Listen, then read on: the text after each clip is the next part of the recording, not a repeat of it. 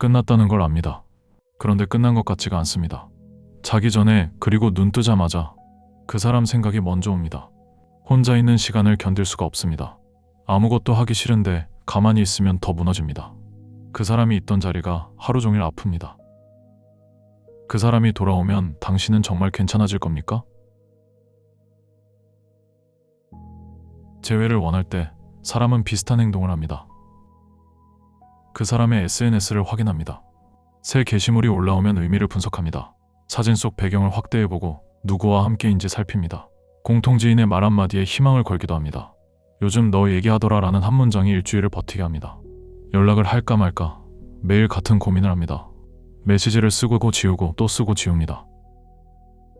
이 행동들은 자연스럽습니다. 문제가 아닙니다. 문제는 이 행동 속에서 당신이 찾고 있는 것입니다. 상대가 돌아오는 경우가 있습니다. 실제로 이별 후 재회하는 커플은 적지 않습니다. 감정이 식은 게 아니라 순간의 감정으로 헤어진 경우, 말다툼이 커져서 돌이킬 수 없는 말을 한 밤, 타이밍이 맞지 않았을 뿐 감정은 남아있던 경우, 취업이나 유학 같은 외부 상황이 관계를 갈라놓은 것, 이런 관계에서는 시간이 지난 후 상대가 먼저 돌아오기도 합니다. 그래서 희망을 품습니다. 우리도 그런 경우일 수 있지 않을까? 그 마음을 탓할 수는 없습니다. 사랑했던 사람과의 이별 앞에서 가능성을 찾는 것은 본능에 가깝습니다. 재회에 성공한 사람들의 이야기를 찾아봅니다. 인터넷에, 유튜브에, 주변에 그 이야기들이 희망의 근거가 됩니다. 저 사람도 됐으니까 나도 될 수 있다. 사례 하나가 자신의 상황 전체를 설명해 줄 것 같습니다. 그런데 재회가 되는 관계에는 한 가지 공통점이 있습니다. 돌아온 사람이든 기다린 사람이든 둘 중 적어도 한 명은 달라져 있다는 것입니다. 같은 사람이 같은 마음으로 같은 방식으로 다시 만나면 같은 문제가 다시 시작됩니다. 예외는 없습니다. 재회 후 다시 헤어지는 커플의 패턴은 놀라울 만큼 비슷합니다. 처음 며칠은 좋습니다. 다시 만났다는 안도감, 그동안 참았던 감정의 분출, 헤어져 있던 시간이 거짓말처럼 녹아내립니다. 더 잘하겠다고 다짐합니다. 이번엔 다를 거라고 믿습니다. 그런데 2주가 지나고 한 달이 지나면 익숙한 감정이 돌아옵니다. 상대의 연락이 늦으면 또 불안해집니다. 상대가 피곤하다고 하면 또 거리를 느낍니다. 예전에는 넘겼던 사소한 말투가 다시 거슬립니다. 같은 지점에서 같은 감정이 놀라울 만큼 정확하게 반복됩니다. 이번엔 다르다고 믿었던 그 다짐이 한 달을 넘기지 못합니다. 이유는 단순합니다. 관계의 문제는 사건이 아니라 구조이기 때문입니다. 싸움의 원인은 매번 다릅니다. 약속 시간, 연락 빈도, 사소한 말 한마디. 그런데 싸움의 패턴은 매번 같습니다. 한 사람이 다가가면 다른 사람이 물러나고, 물러나면 다시 다가옵니다. 이 구조는 두 사람이 관계를 맺는 방식 자체에서 나옵니다. 헤어졌다가 다시 만난다고 바뀌지 않습니다. 그 사람이 떠났던 이유가 사라지지 않았기 때문입니다. 재회를 원하는 사람이 가장 많이 하는 생각이 있습니다. 내가 달라지면 그 사람도 달라질 거다. 이 문장 안에 진심이 있습니다. 달라지겠다는 의지는 진짜입니다. 그런데 이 문장에는 함정도 있습니다. 내가 달라지는 이유가 그 사람을 되돌리기 위해서라면 그건 달라진 게 아닙니다. 같은 목적을 다른 방법으로 추구하는 것입니다. 상대의 사랑을 얻기 위해 노력하는 구조가 그대로입니다. 방법만 바뀌었을 뿐 관계의 무게중심은 여전히 상대에게 가 있습니다. 운동을 시작합니다. 자기계발책을 읽습니다. 더 나은 사람이 되겠다고 다짐합니다. 그 모든 노력이 진짜입니다. 그런데 그 노력의 끝에 있는 것이 그래서 그 사람이 돌아오는 것이라면 당신은 여전히 그 사람의 선택을 기다리고 있는 사람입니다. 달라진 게 아니라 기다리는 방법이 달라진 겁니다. 진짜 달라진다는 건 그 사람이 돌아오든 돌아오지 않든 상관없이 내가 괜찮아지는 것입니다. 그런데 정말 괜찮아진다면 재회가 그토록 간절하지 않을 겁니다. 여기서 한 가지 질문이 남습니다. 그리운 건 그 사람입니까? 그 사람이 있던 자리입니까? 이별 후에 그 사람이 그리운 건 자연스럽습니다. 그런데 그 그리움을 자세히 들여다보면 그리운 것과 필요한 것이 뒤섞여 있는 경우가 많습니다. 아침에 눈을 떴을 때 보내던 메시지, 힘든 일이 있을 때 가장 먼저 전화하던 사람, 아무 말 안 해도 옆에 있다는 것만으로 괜찮았던 시간, 그것들이 사라지면 빈자리가 생깁니다. 그 빈자리가 하루에도 몇 번씩 아픕니다. 그 아픔을 그 사람이 그립다고 해석합니다. 그런데 그 빈자리의 아픔은 그 사람에 대한 감정이 아닐 수 있습니다. 존재했던 것이 사라질 때 그 누구에게나 일어나는 반응입니다. 오래 살던 동네를 떠나면 그 동네가 아무리 불편했어도 한동안 그립습니다. 익숙함이 사라지면 빈자리가 아픕니다. 대상이 무엇이든 그 빈자리의 크기만큼 아픈 겁니다. 심리학에서는 이것을 상실 반응이라고 합니다. 사랑의 크기가 아니라 익숙함의 크기가 그리움의 크기를 결정합니다. 오래 만난 사람이 더 그리운 건 더 사랑해서가 아니라 더 많은 일상이 그 사람과 연결되어 있기 때문입니다. 그래서 이별 직후에는 모든 것이 그 사람을 떠올리게 합니다. 함께 가던 길, 함께 먹던 음식, 함께 듣던 노래. 일상의 구석구석에 그 사람의 흔적이 박혀 있습니다.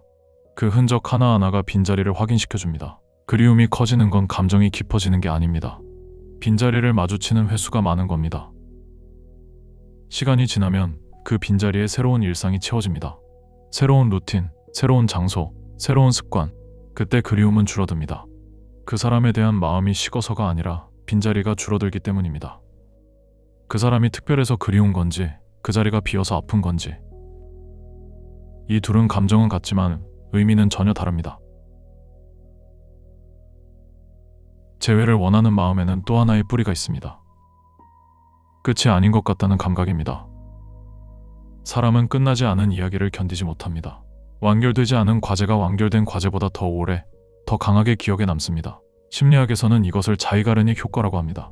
시험이 끝나면 내용을 금세 잊지만 풀지 못한 문제 하나는 오래 남는 것과 같습니다.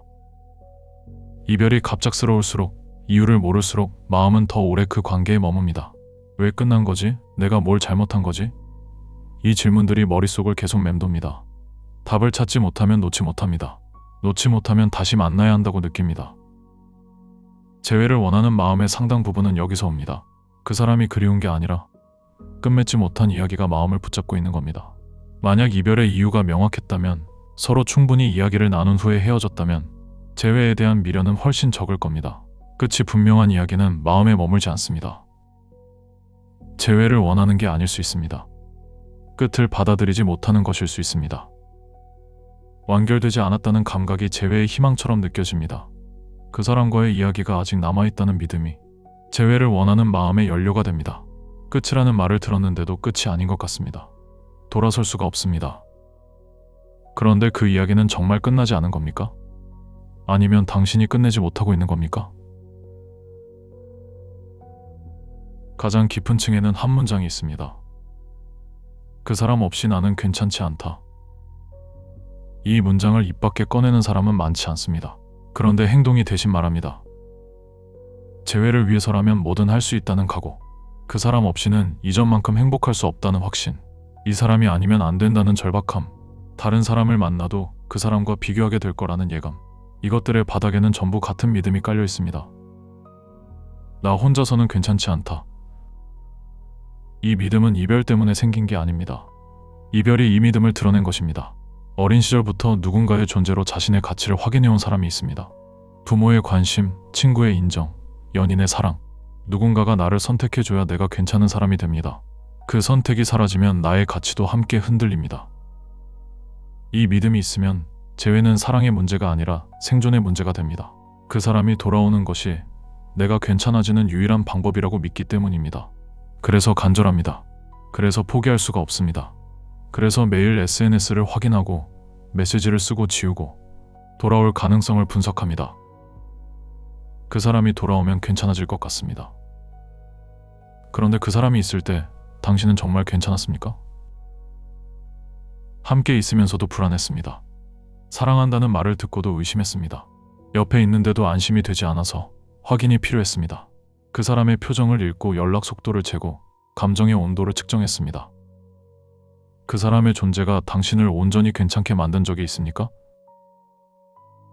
그 사람이 있어도 채워지지 않았던 것이 그 사람이 없으니 더 크게 드러나는 겁니다. 구멍은 이별 이전부터 있었습니다. 그 사람이 있을 때는 그 사람으로 덮여 있었을 뿐입니다.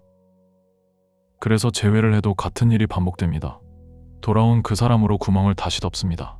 잠시 괜찮아집니다. 그런데 구멍은 여전히 거기 있습니다. 덮여 있을 뿐 사라진 게 아닙니다. 다시 불안해지고 다시 확인이 필요해지고 다시 같은 패턴이 시작됩니다. 채워지지 않는 것은 그 사람의 부재가 아닙니다. 그 사람 없이도 괜찮다는 믿음의 부재입니다. 재회가 나쁜 것은 아닙니다. 다시 만나서 좋은 관계를 만드는 사람들은 존재합니다. 그런데 그 사람들은 재회를 간절히 원해서 다시 만난 게 아닙니다. 각자의 자리에서 각자의 빈자리를 마주한 사람들입니다. 빈자리를 상대로 채우려 하지 않고 스스로 견딘 사람들입니다. 그렇게 달라진 상태로 다시 만난 것입니다. 재회의 조건은 상대에게 없습니다. 상대의 마음은 당신에게 달려있지 않습니다. 당신이 더 매달리든 더 잘 변하든 더 오래 기다리든 그 사람의 선택은 당신이 정할 수 있는 게 아닙니다. 그것은 처음부터 당신에게 달려있지 않았습니다. 당신에게 달려있는 것은 하나입니다. 그 사람 없이도 괜찮은 내가 되는 것. 역설적이지만 그 사람 없이 괜찮아진 사람만이 다시 만났을 때 좋은 관계를 만들 수 있습니다. 상대로 자신을 채우지 않는 사람만이 상대와 함께 있으면서도 자기를 잃지 않습니다. 그것은 재회를 위한 전략이 아닙니다. 재회를 포기하라는 말도 아닙니다. 당신이 당신의 연애에서 그리고 당신의 삶에서 주도권을 되찾는 것입니다. 당신에게 정말 필요한 건 그 사람의 귀환입니까? 아니면 그 사람 없이도 괜찮은 나입니까?